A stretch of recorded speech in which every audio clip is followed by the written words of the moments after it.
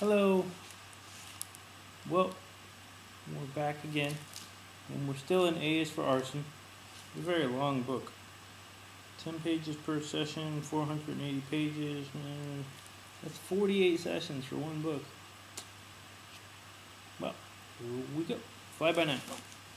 Chab. Page 18. Mosca pulled off her boots and slung them around her neck, and hitched and pinned her skirt. Like many of the younger girls in Chow, she wore knee breeches under her skirts to make wading easier. She stooped to scoop up Sacred once again.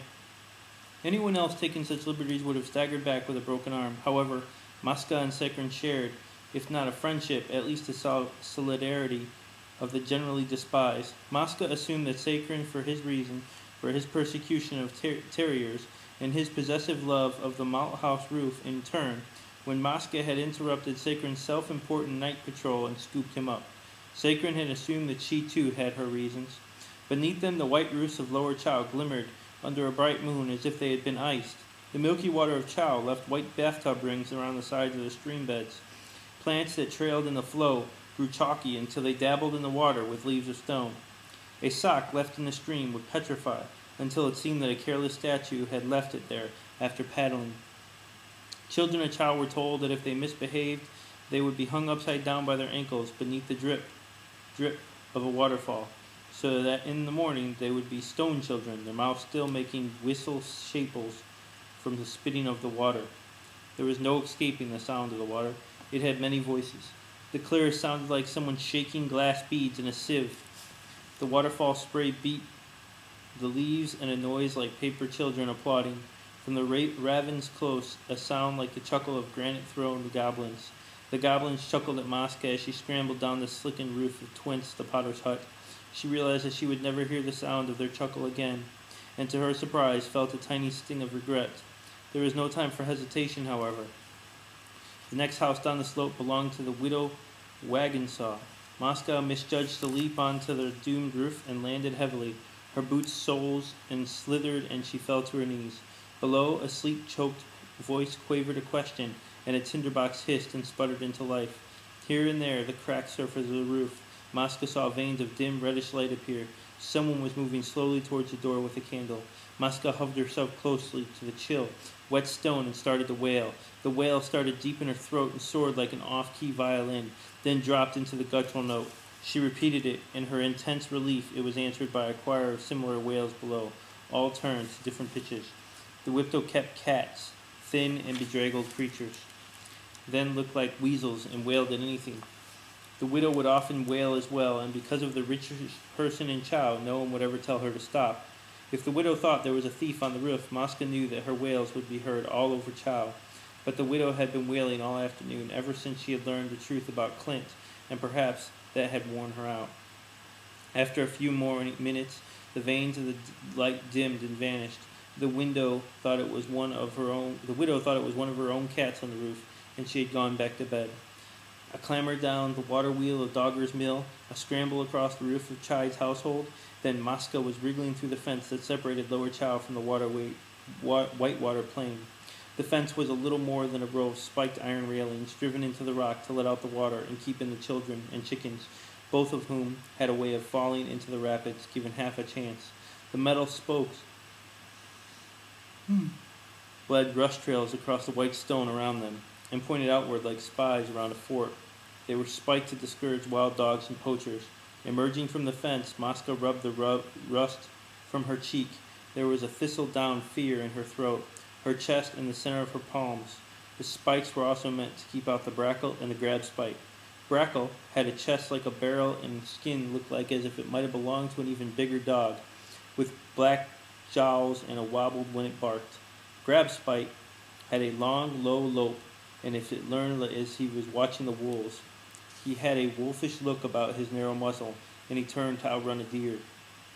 The two dogs belonged to the magistrate, as far as they belonged to anyone, and protected the lower border of Chow during the hours of the night. Mosca had seen them by daylight any number of times, but somehow it was very funny to know that one or another might suddenly bound out of the woods and bear her down in a flash. What was that? A bush dipping, a courtesy, or an animal crouching low to watch her? Was that a lean, pointed face with a long jaw?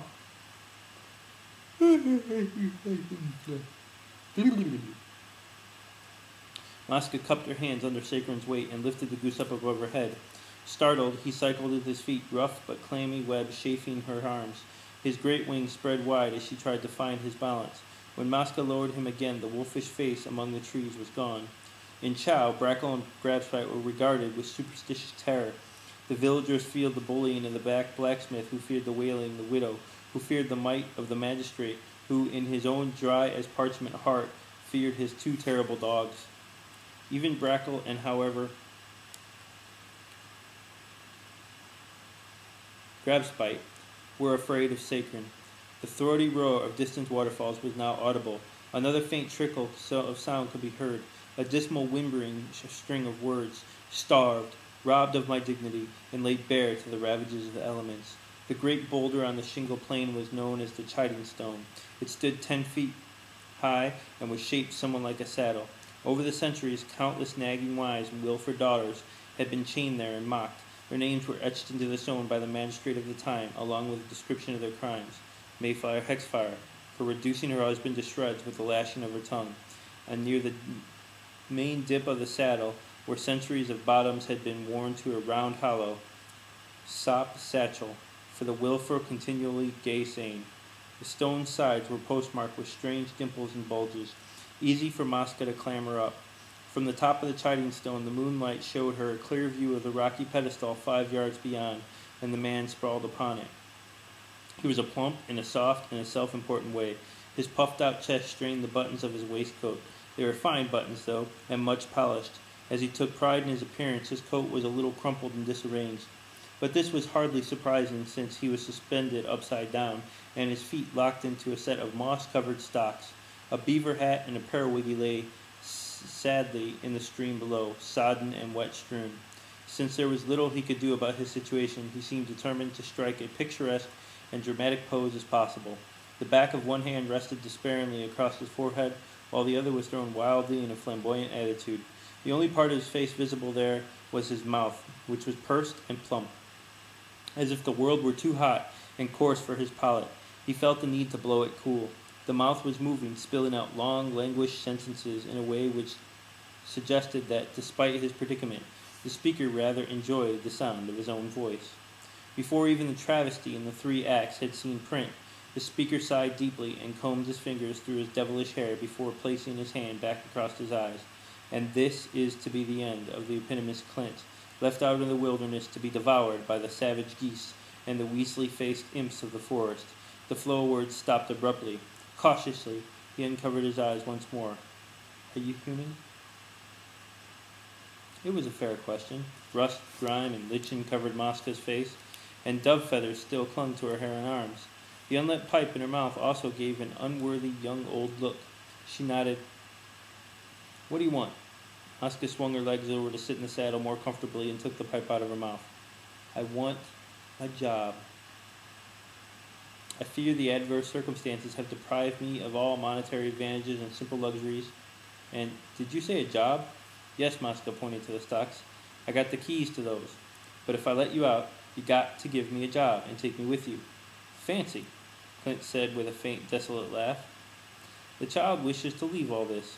He glanced around at the dripping trees, the bone-white stones, and the cold colors of the distant village.